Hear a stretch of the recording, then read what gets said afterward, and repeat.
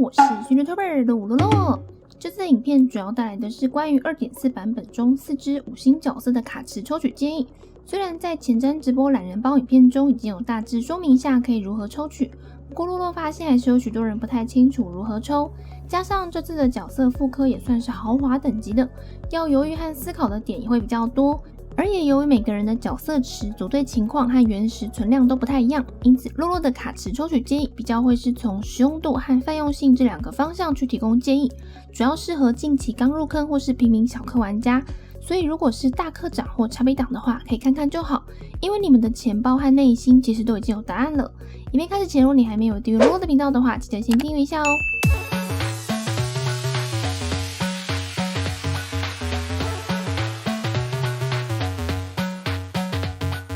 首先跟大家说明关于抽角色的前置观念。洛洛的影片大部分都是希望大家在玩原神时可以建构出一个观念，而不是单纯的提供某一个问题的答案。即便提供答案的时候，也是透过范例辅助你去了解如何组成观念。当观念在手，在游戏中遇到很多情况都可以融会贯通。但若只是单纯知道一个问题的答案，例如叉叉角色和叉叉角色哪个好，或是叉叉角色该不该抽这类的问题，就只是知道某一个问题的答案，但是却没有了解到整个观念。只要每次遇到类似的问题，一样要重新理解，就只是像抄作业一样做重复的事情。而为什么玩原神拥有正确的观念是一个很重要的旅行者被动技能呢？因为原神和其他手游比较起来，抽角色确实比较昂贵，一个灵命角色从无到有，抽到可能就要花大概2到3单左右的价格，满命更是可能要10单以上，搭配5星武器更是在往上加倍。无氪或月卡党玩家光是存到要可以抽到大保底的原石，可能就要存2到3个月以上，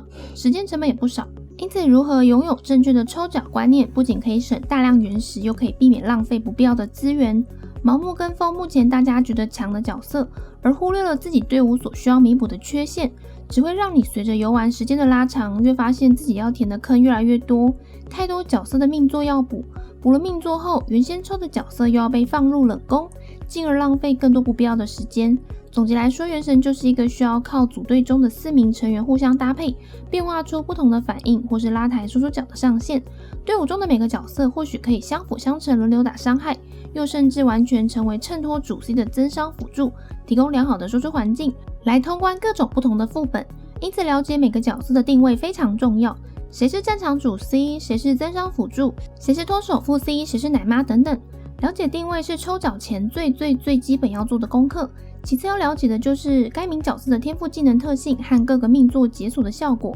最后再去考虑这个角色放到队伍中可以产生什么作用。由于这部分的内容很多都是需要等到角色时装之后再进行测试才能有所结论，因此都可以在角色出来后再去参考一些角色分析影片，进而了解这个角色到底是不是自己所需要的，加入队伍中可以产生什么样的变化，是否可以有其他提升。因此在每个人的角色池和队伍组成不同的情况下，没有人能够真正告诉你该怎么抽，除非你专门请人帮你建解账号，提供给你个别的建议，否则只有当你自己拥有了基本观念，去了解队伍缺少哪块拼图的时候，你才能够知道自己该抽的角色是什么。接下来也补充关于抽武器的观念，常常看到很多人可能莫名其妙就抽出武器，结果却没有适合使用的角色。如果武器是在常驻池抽出来的，还算说得过去，像是河婆渊、阿莫斯之弓这类5星武器都是可以在常驻池中抽到的。但如果在你还没有可以使用这把武器的角色前，硬是去抽当期加倍的武器卡池，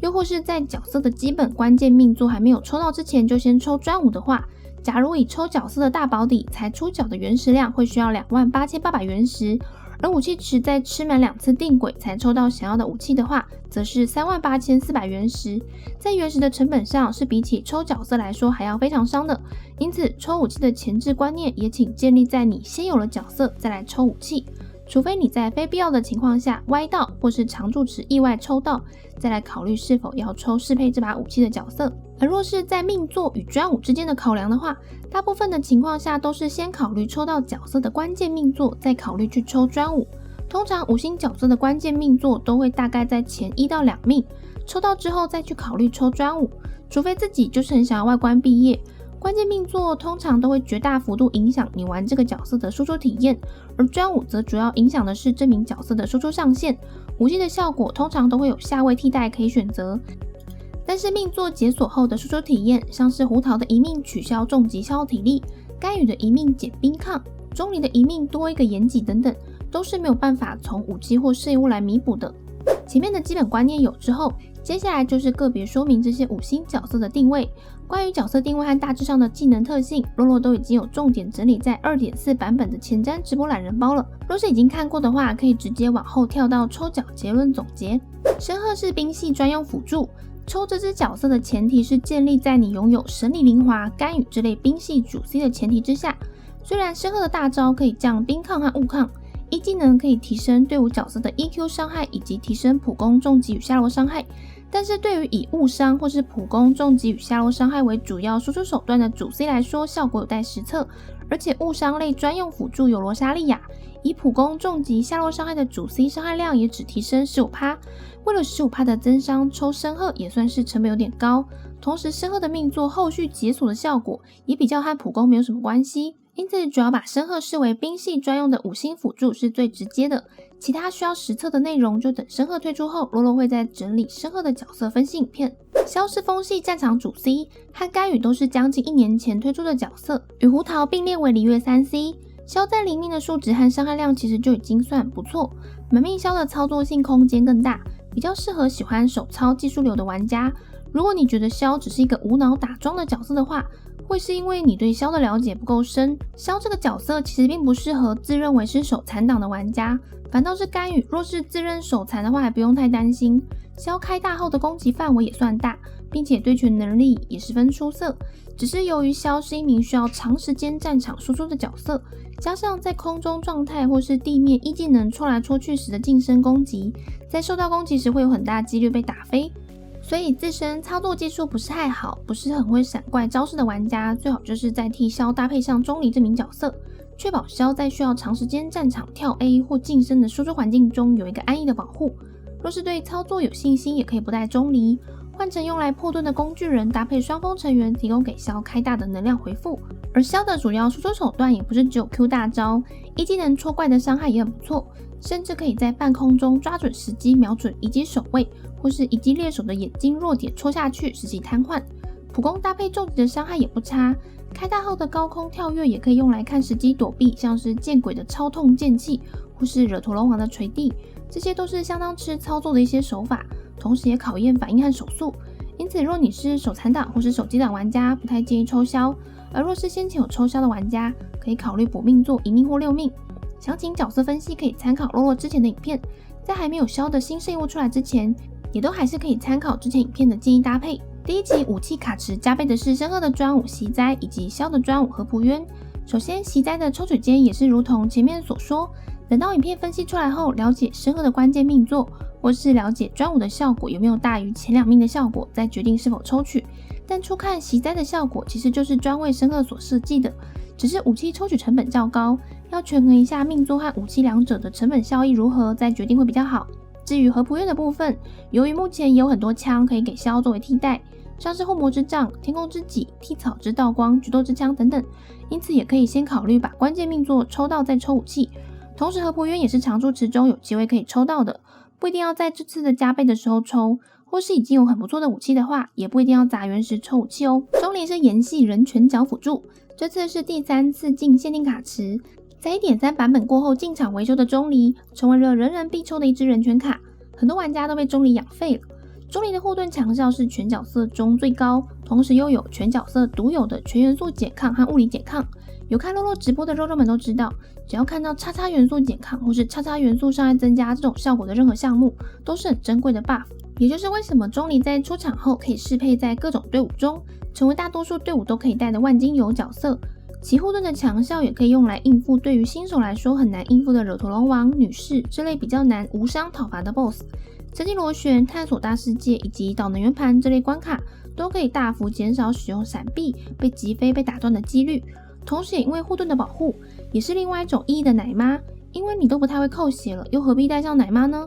也因此在流血狗的出现，就是为了要削弱钟离的护盾效果。但即便如此，若你是对于组队上比较没有什么观念，对于原神这款游戏还没有很深入了解，或是有足够的操作技术，才入坑没有多久，钟离仍然是一名能够带你安稳度过 2.4 版本之前所有环境的那个安心的男人。即便流血狗会是无视护盾的扣血，但扣血量也可以靠着一些走位闪避来减少扣血的层数叠加，扣的血少一样一下就可以奶回来，不影响钟离的护盾之王地位。但若你是完全没有一只钟离的话，有一只灵命钟离跟完全没有钟离真的是两种不同的世界。乐乐绝对不是在帮自己的老公工伤。想要补命座的话，可以补一命多一个延己，增加共鸣伤害，与元素为例产生的范围扩大，2命增加多人联机的游玩体验，提供给附近所有的队友护盾，以及手法上可以直接透过 Q 造盾，就不用一直要长按1。满命的话则是护盾受到攻击可以回复血量，给你更安心的保护，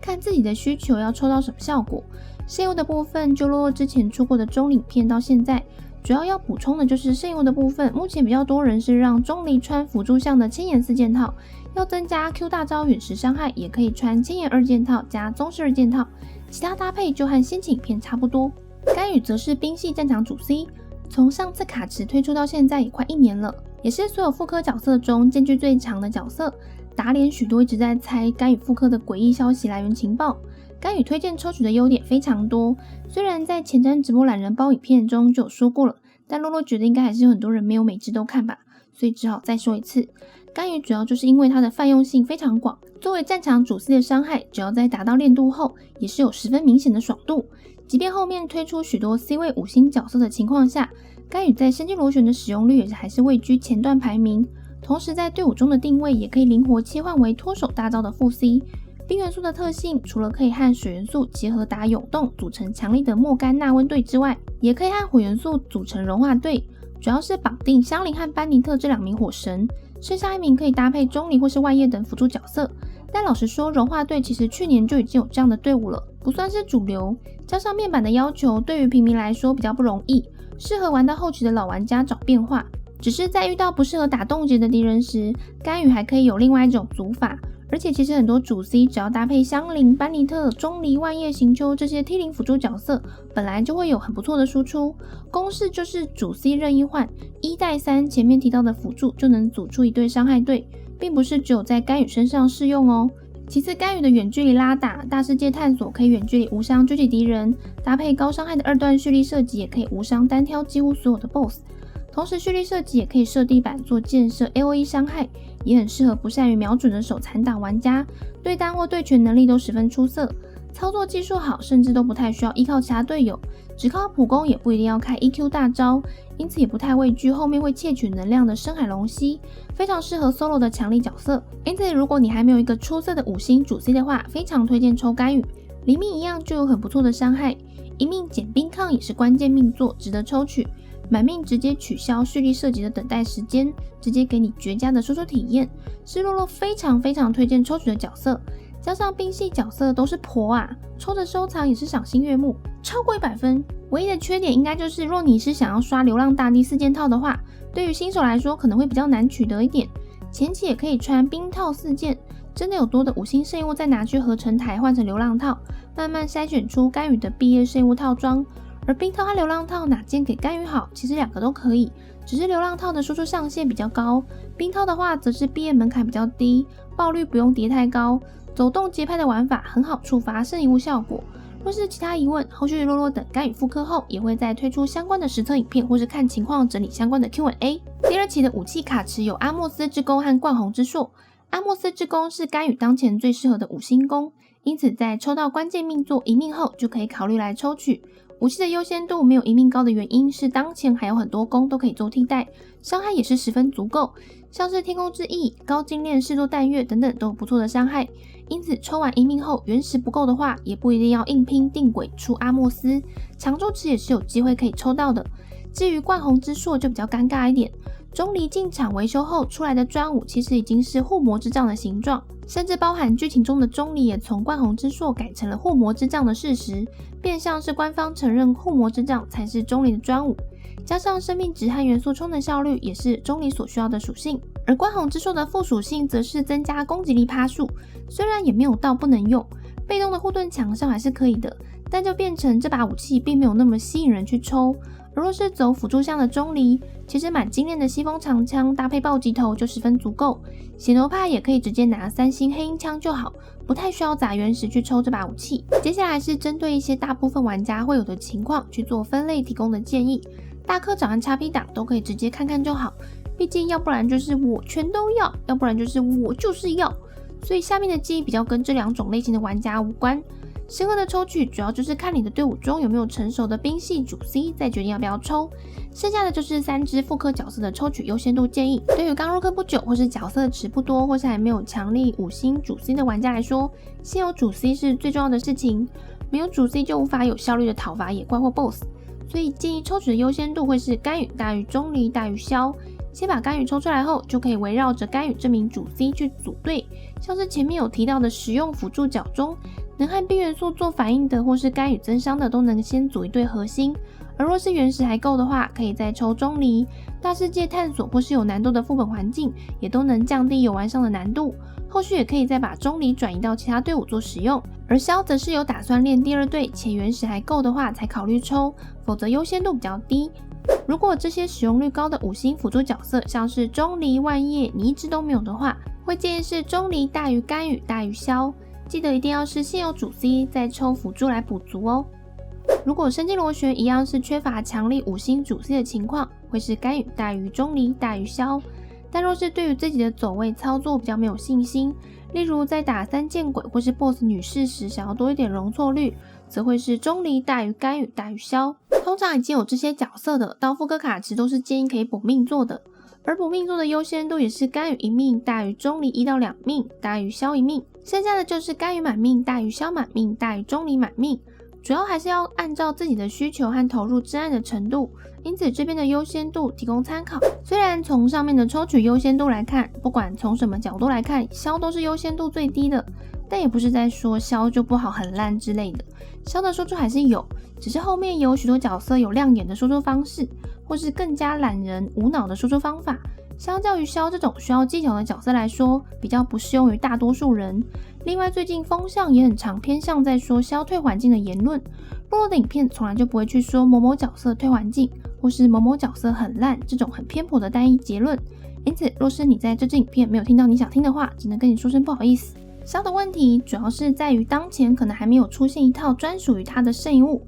但洛洛目前也是有用灵命萧去打生机螺旋的，强度还是有，也有肉肉从1年前抽到萧就一直带着他玩到现在。生机螺旋也不是原神的全部，都看你怎么玩。也有人只玩女角不练钟离，或是只练4星角色完全不练5星，也都没有对错，这也是这款游戏的其中一个自由度。有些人的玩法可能就不是大多数玩家的主流，但这也不代表这样就是退环境。只要有认真思考，就会发觉这个词其中的不合理，同时也感觉像是没有实际用过角色的不负责言论。虽然在干羽出来之后突破了一个全新的5星角色输出天花板，但大部分的5星角色都还是有基本的输出伤害，只是不同的角色在泛用性上可能各有不同的大小范围。干羽的泛用性范围圆圈非常大，萧可能就是比干羽的泛用性范围圆圈再小一点这样的概念。退环境这种说法并不能概括有些角色泛用性较小的情况，例如优拉就是要绑定雷元素工具人和双兵凑共鸣，胡桃也是要绑行丘，输出手法有要求，多人联机会很怕遇到星海等等。萧也是最好有个钟离保护，确保战场期间尽量不被打断或击飞。满命罗莎莉亚就是误伤队专用辅助，满命五郎就是炎系专属辅助，满命9条就是雷系专属辅助。柯琴虽然看似好像被冷落很久，但是否有人试过拿它搭配满命9条去打生机螺旋的时候也能满星的呢？很多的变化或许没有被大多数人玩出风潮，因为也不是每个人角色人人都有，但也正因为组队十分灵活，也有很多变化，才更不能就这么单一片面的下定论。就像万叶和星海当时刚出的时候，洛洛是没有在贬低这2名的角色的少部分人，现在风向改变，定位明确凸显出来后，纷纷又改变说法，对于一些要参考角色实用性的玩家来说也是挺不负责任的。洛洛认为原神的角色在设计上是很细节的，也看得出来设计上也尽量要让玩家感觉到不要有 PVP 的元素，也比较感觉不到一些手游常见的后期角色整个取代前面角色的设计。每个角色都有不同的定位和作用，但站在游戏设计的角度立场，他当然也不会希望你就只靠这几只角色就这样一直玩下去，不然要怎么赚钱呢？加上如果真的是用几只角色就这样玩到7国出来的话，这样也很无趣吧。希望大家都能够找到自己真爱的角色和真心想培养的角色，同时也了解自己的队伍该如何组成。再次提醒，不要盲目跟风，失去自主判断的能力，否则抽了一堆主 C， 后面要补命座，真的坑会填不完呢。只有够聪明的人才听得懂这些话咯。嘿，后续卡池出来后，洛洛也会观察一下大家的回响，再看预计补充的主题。那有任何问题可以在底下留言，洛洛都会一一回复。觉得影片内容实用，也欢迎分享给更多人知道。若是想支持洛洛的频道内容，也可以点击加入按钮来成为洛洛帮会员，每个月请洛洛喝杯鲜奶茶加鸡排。如果觉得这支影片有帮助到你，可以点击喜欢，给洛洛一个鼓励。目前每周日晚上会固定直播《原神》，每周一到晚上9点半更新影片。我是宣传 YouTuber 陆洛洛，我们下次见喽。